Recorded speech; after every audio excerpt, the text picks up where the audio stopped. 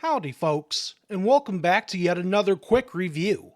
This time, we're going on safari and checking out the recently released science fiction action anthology film, Predator, Killer of Killers. Without further ado, let's get into the background, shall we? To start, Predator, Killer of Killers was directed by Dan Trachtenberg and Joshua Wasung. The film was screenplayed by Michael Robert Rutter, with the story being written by both Rutter and Trachtenberg. The 90-minute-long film was distributed through the streaming service Hulu on June 6, 2025. Moving on, the story of the film is quite simple. We travel through 3 separate times in human history and watch as a race of aliens known as the Predators attempt to hunt down the most dangerous prey of all, man. Well, technically it's 2 men and 1 woman. The film is an anthology, so we spend considerable amounts of time among these 3 eras. The first era we visit is the Norse era, where a warrior woman named Ursa and her clan face off against a ferocious and gigantic predator. The next era is that of feudal Japan, where we watch a ninja named Kenji take on a highly skilled and agile predator. Finally, we have World War II, where a young man named Torres must, and you guessed it, fight a predator. Except unlike the other 2, which was primarily done through hand-to-hand combat, Torres must dogfight a predator over the Atlantic Ocean. There is technically one more part to the story, but I'll let y'all experience it on your own. It's really fun. So for my own thoughts, I would have to say that the story of each segment was great. Each one gives you enough background to understand the protagonists of each era, and why it is exactly that they fight. Of the 3 segments, I would say that the World War II era was my favorite just because of how unique it was when compared to other Predator media. I mean, seeing a World War II fighter plane take on an alien spaceship is just freaking cool. The other 2 segments were still fun though, and each one has a nice emotional story beat added to them that really draws you in and makes you care about the characters. Speaking of the characters, I thought that the 3 we were given were all great. While the World War II segment was my favorite, I would say that the protagonist Torres comes in 3rd place for me. Not because he was bad or anything, but because he seemed like the most safe audience stand-in character. For my favorite character, I would have to say that it would be Ursa the Norse warrior. And that has to do with her voice acting. She does great at being terrifying one moment, brave the next, and when she cries you can feel the pain in her soul.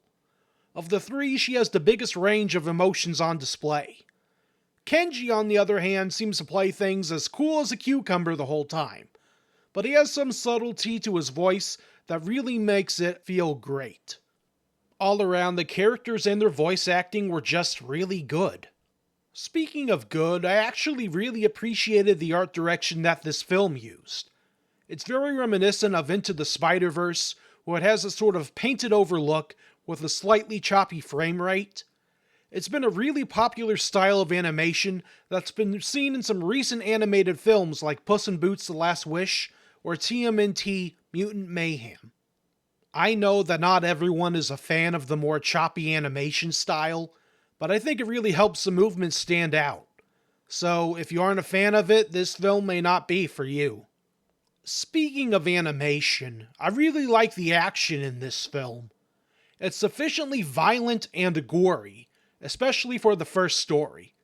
I think this film takes good advantage of the medium of animation and showcases actions and objects that otherwise would have been a pain or impossible to do in live action without a massively inflated budget. Basically, I'm saying that this 3D animation allowed for greater spectacle than what could have actually been afforded if these segments were attempted in real life. Imagine how expensive a photorealistic CGI spaceship dogfighting a World War II fighter plane would have been. Finally, we have the music. For this film, the music was composed by Benjamin Wallfish, and I would say that it was alright. Each era respectively has their own sort of instruments that they use, while still falling in line with the Predator soundscape that you know and love since the first film. So, overall, would I recommend Predator Killer of Killers? And that depends. If you want to see an animated anthology film that has Norse warriors, ninjas, and a World War II pilot take on a race of space aliens in battles to the death, then yes, I absolutely do recommend it. I personally think that this is up there with some of the best that the Predator franchise has to offer. Dan Trachtenberg is so far 2 for 2 with fantastic works that take place in the Predator universe. I'm excited to see if this track record continues with Predator Badlands. Howdy folks, thank you all so much for watching this video. If you liked it, please feel free to leave a like. And if you really liked this video, please feel free to subscribe to see more film reviews. So, will you be seeing Predator Killer of Killers now that you've seen this review? If you've already seen it, what did you think of it? Did you like it, or did you think it needed more work? Please feel free to let me know in the comments below. With all that said, I hope you all have a wonderful day.